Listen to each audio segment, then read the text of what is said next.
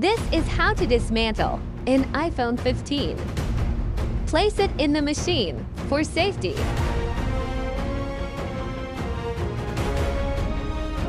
Loose the two bottom screws and click the rack.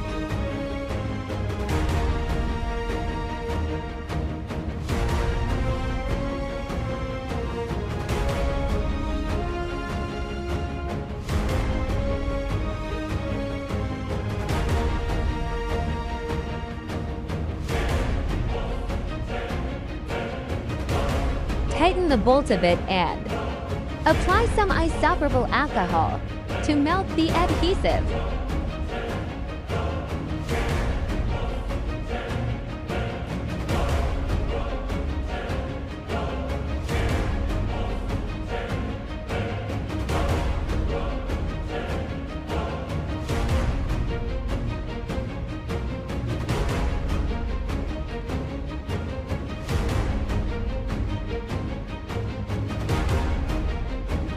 Insert a flat object anywhere between the gaps and pry it open, while still applying the alcohol.